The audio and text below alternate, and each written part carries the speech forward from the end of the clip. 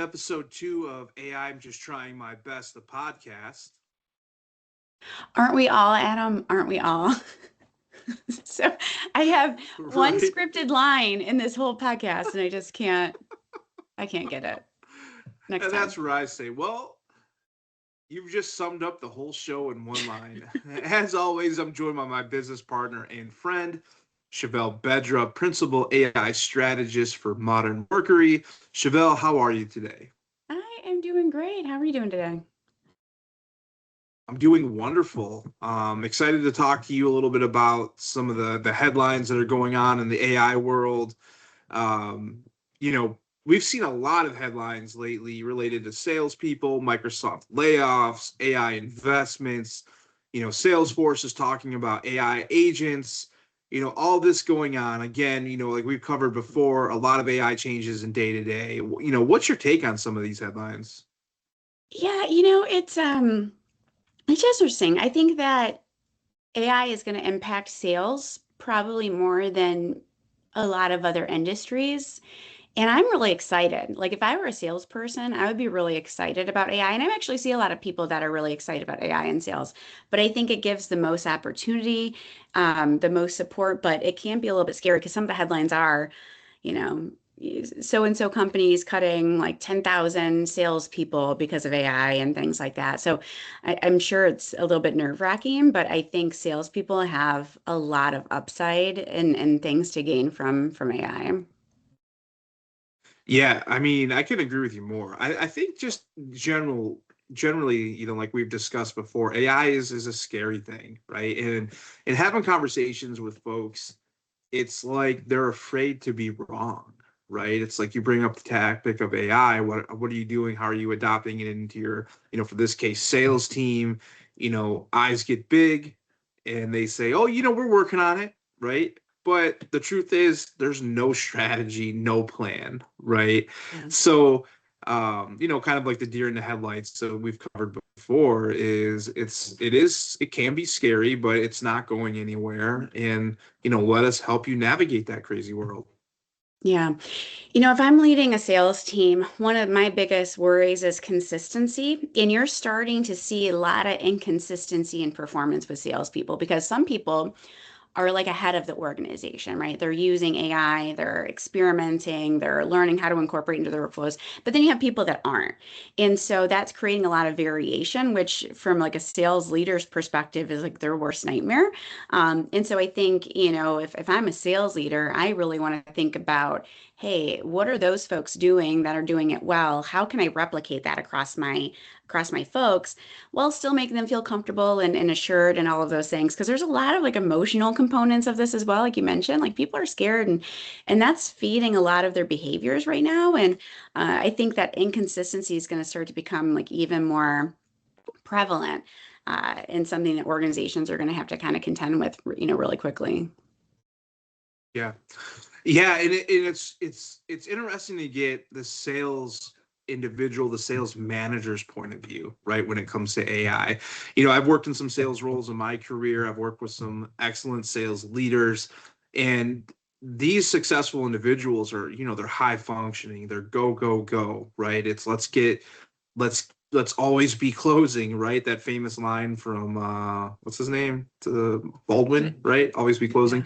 Yeah. And these guys are doing that, right? And they're successful and they're able to show that. And now you look at integrating AI and it's like, okay, well, we're going to have to take a step backwards from the customer interaction, from the client facing actions in order to adopt and streamline this type of workflow. And, a conversation I had over the weekend, with a very successful mortgage broker, was they were trying to adopt AI into, their workflow to help with the organizational skills, right? It was, I'm getting to the point where I'm getting business and I'm getting people to say yes, but then the organization aspect falls short, right? And how do you maintain this high level? And AI has been brought into their organization to help do that, to help solve that problem. I feel like when people talk about AI in sales, they go right to, I'm going to be talking to a robot, right, or a bot or a chat bot or something. I'm not going to have that interaction, that human interaction that people desperately need, especially when you're purchasing, high volume things like your mortgage, your home, things of that nature. It's more comforting hearing somebody talk to you about it that's a human, right? So are you looking at AI from a sales strategy standpoint being more chat body, or are you looking at it adding value behind the scenes to that sales force? Yeah. So I think both, right? I think eventually for simple purchases, people sometimes don't really want to talk to somebody, right? For those simple, low risk transactions, I think people will be comfortable with a chatbot, just simple like because the thing with salespeople historically is like they held all the information. Like that was their power. Like they had the information, and now information is accessible to everybody. And so I think for those lower risk where it's just kind of an information where you don't need that trust as much, I think chatbots are going to be fine. I think where you're Mhm. always going to need salespeople is for those larger, more complex transactions. And so it was funny. So I worked in bank branches like earlier, in my career, and you had people, and even myself, I've been guilty of this. Like they just want to talk to somebody. They want like a human being to handle them in this transaction. You can do it online. You can do most of the transactions at a bank online, but there's still bank branches, right? Because people want that connection. Like, and even think about yourself, Adam. So I'll ask you this. So you win the lottery, so you win the Powerball and you win like, $100 million. You're going to go buy a $50 million house. Like, are you comfortable ordering that with a chat bot? Or do you want to actually like go talk to somebody? Of course, I want to talk to somebody, right? I Yeah. want to have that interaction. I want to make sure everything's, legit and on the up and up, right? Especially when you're dealing with large sums of money. And I feel like that value in sales is especially important because you're building that rapport, you're building that trust, right? Trust is the main thing in sales, right? If I can build your trust, then I can get you to where you need to be.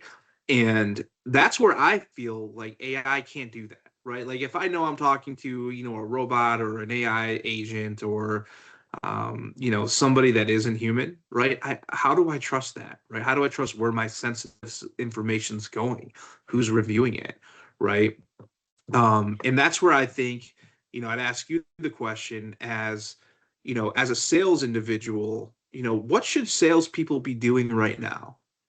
Yeah. I think they should lean into what AI can do. So there's a lot of research and a lot of studies on just that, Adam, is like people don't trust AI necessarily. So and I'm going to completely butcher the research. We could put it in the show notes or whatever. But basically, it's like if it's a personal thing, if it's something that's supposed to be done by a human, like trust, empathy, things like that, they want it done by a human. There was even this like study where there was like some generated text, maybe like a book or a story or something. Same exact. It was generated by a person, generated by AI. They chose the person like every single time just because it was from a person. So like that's what you really need to lean into, like the relationship building, the trust, the kind of expertise and context that AI won't have. Like that's what's really going to be able to like differentiate you and use AI for all of the other stuff that that gets in the way of that, right? So when I was at my last job at a bank, right? Like the salespeople, they were great at their craft, but they just had so much junk they had to do, of eh, drafting call notes, sending things to the underwriters, packaging deals, like all of this administrative kind of organizational work. Like figure out a way for AI to support that, and you build your skills and empathy, trust, connection because AI is never going to be replaced that. And you're seeing a lot of folks already start to do that. And that's where I think we're seeing that variation and performance of the people that are getting it. But there's still a lot of people that haven't, got there yet. And that's like as the old adage says, like AI is not going to replace your job, but somebody using AI is going to replace your job. So that's something I would really focus on. It's like how do you use AI to support that stuff that you don't like to do so you can focus on being in front of your customer. Yeah. And I couldn't agree with you more. In fact, Salesforce released some information on their end that AI is helping free up time to focus on customer conversations, right? Mhm. So they're doing exactly what you're saying to do is, hey, let's utilize AI in a different aspect that can free up time for our sales folks, for our sales team to spend more time with customers and less time on the back end administrative things. In fact, they're reporting that teams using AI were more likely to see revenue growth, and sales reps still spend larger amount of time on work that's not selling. So let AI do that, right? Let that source and be a valuable tool for your employees. And I think that when you can show growth, when you can show earnings, when you can show quick ROI, especially on something that people might already have the access to, they're just looking for an adoption strategy. You're right there towards the finish line, push to get through it. And um, sales leaders, sales managers that are open to AI adoption within their sales team have a huge advantage versus competitors that don't. Yeah. There was a body of research. They studied a bunch of studies on AI and trust and how people interpret it. And some of the people generally trust AI for data analysis, calculations, research, pattern recognition, repetitive tasks. So like if I were a salespeople, if I were a salesperson, I would learn how to speak. But if I were a salesperson, I would like look for those pockets throughout my day of like, hey, where like what are those? Like where am I doing pattern recognition? Where am I doing, some calculations? Where am I doing those road tasks? Figure out and ask AI like how can you help me with this? And then like high stakes decisions, trust, ambiguous conversation, all of those other things, like that's what you need to save for yourself. So like look for those pockets of opportunity for AI. And if you're a sales leader, like look for those pockets for your team. Because let's be honest, like I think this is a big part of it too. People have like day jobs. Like we're in AI. So we have all the time in the world to like figure out how to use AI. But that mortgage banker that you were talking to, like he's busy. He doesn't got time to stop what he's doing and say, "Hey, I'm going to spend a whole day like learning how to use this." Like that's where I think it's up to leadership a bit too of like helping figure out and kind of carving that path for folks too, to make it easier for them. Yeah, and leadership also needs to understand, like, hey, you weren't brought up in this, right? If you're a sales leader that's been in your sales role for the past 5 years, AI transformation hasn't really became an organizational thing up until like the past 3 or 4 years. It's still relatively new. So it's okay to say, yeah, I don't know. I need to hire some help, right? I need to hire somebody that has done this for the past, you know, 5 years. Wink, wink, right?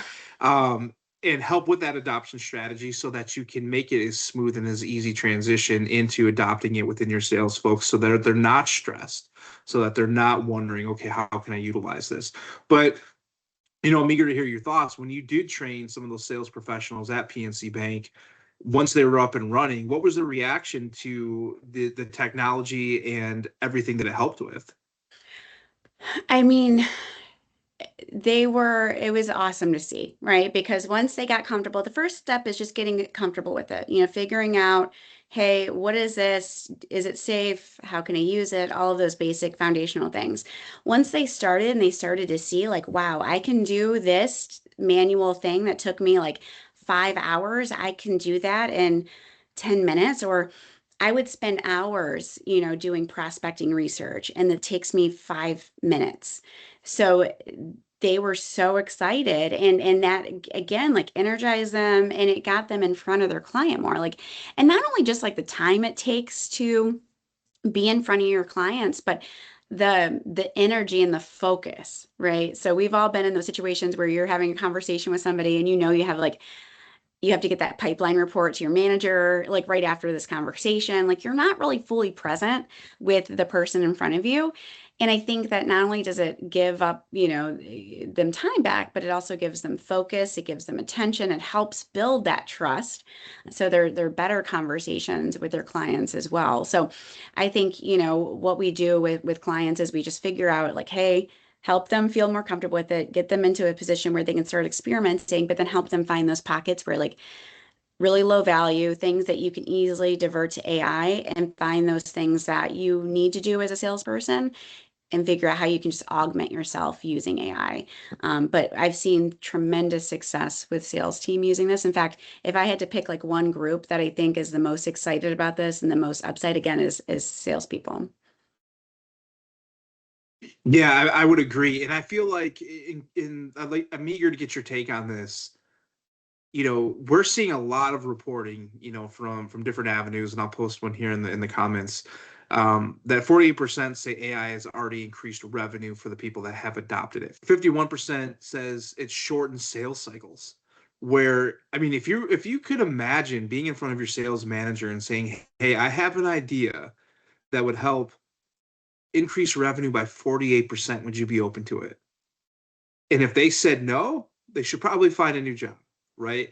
And having this information, this technology at your fingertips, but not having somebody to help you adopt it into your team, that's the missing puzzle to the piece, right? And imagine if how big of a disadvantage you are, like say for instance, the mortgage company that we spoke to, right? How big of a disadvantage would they be if they're not utilizing AI within their sales team, but their competitors are at a Yeah. 48% increase, right? So you're basically leaving money on the table, and a lot of these organizations already have an AI functionality within their organization. They just haven't opened it up yet or really Yeah. utilized it to the fact that it could, you know, help. Yeah. And I think even if I'm like a business owner, I need to start thinking about, okay, so here's the composition of my workforce. Maybe 80%, 70% are back office kind of support roles. How do we get more of those folks, perhaps like revenue producing, revenue supporting?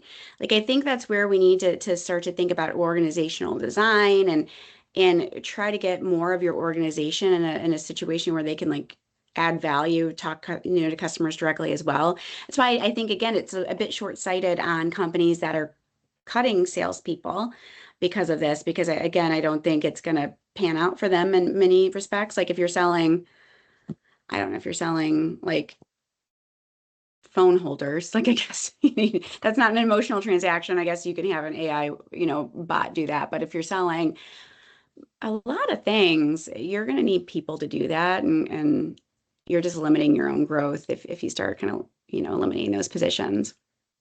Because Yeah. there's like, and I fully like, so before this episode, I was going on this rabbit hole of anthropomorphism. So say that 3 times. And if you're feeling uneasy about AI and its impact on your job and the workforce, like just do research on these. Like we're going to need people. Like we need that human connection. It's a whole body of study of like people need that connection, they need that, they need that.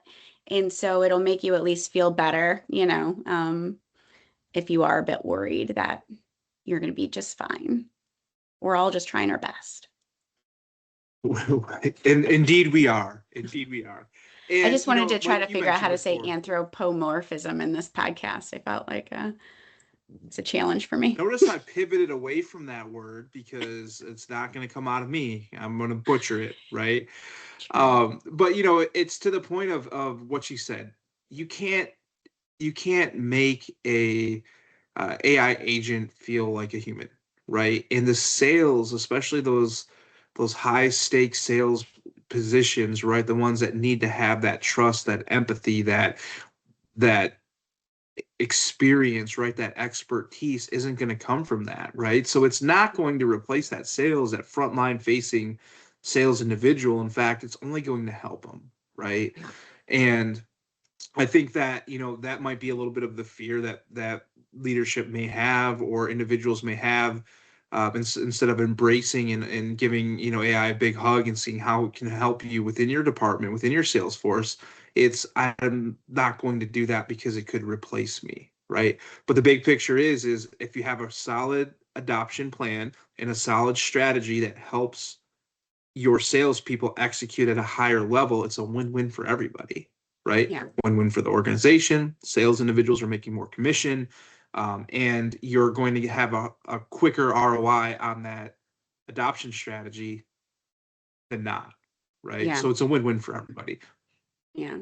One thing I will say too, though, is like one thing we need to caution salespeople against is just over indexing on AI because, again, people are subconsciously, what's authentic and what's not. Like we're really good at humans of picking up on what's, human generated and what's not. And so we see that on LinkedIn a lot. There's a lot of content out there that's clearly written by AI, and that turns people off. Like people immediately, like my kids, they whenever they see, and we were passing by like a farm, and it was a AI generated, like billboard, and they're like, "Oh, that's AI." Like, ah, I'm never going there.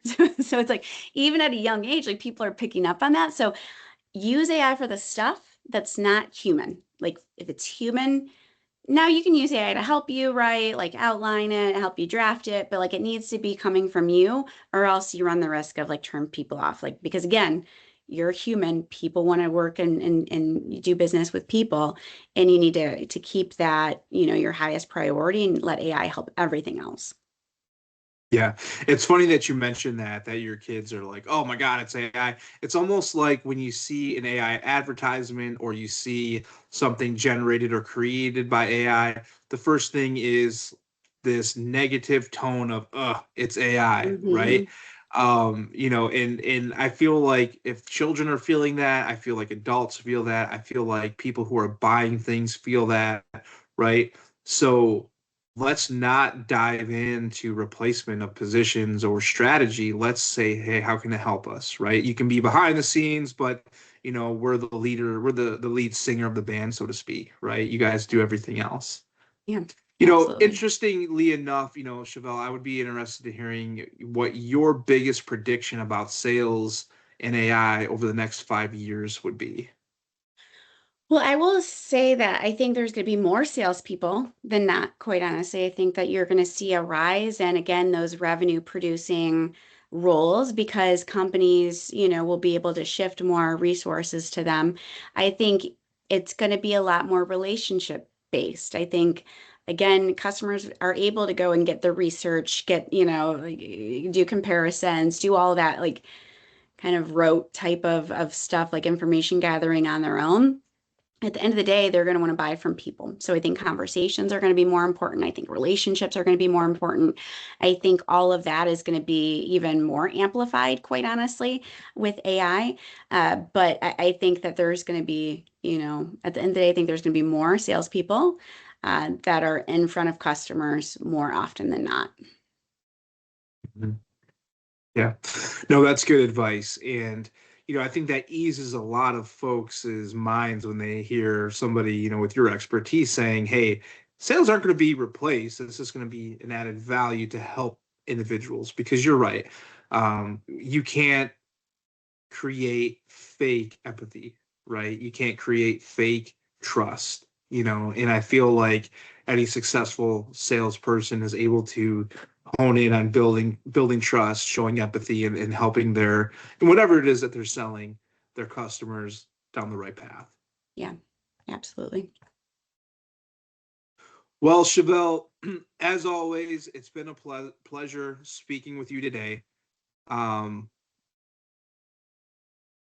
whether you are taking on AI sales strategies, whether you're trying to figure it out within, your personal life, we're all just really just trying to figure it out and trying to do our best, and that's really all that we can ask for. I agree. But I feel like I don't know why it pained you so much for you to say it was a pleasure speaking with me today. You struggle with that. So I'm going to try not to take offense to that. Um, and I know I was a pleasure to speak with today. I'm just kidding. But you're You're right. always a pleasure. Always a Thanks. pleasure. And again, until next time, Chevelle, thanks again for your input. It's highly valued. Appreciate you. Awesome. Thanks, Adam. Take care.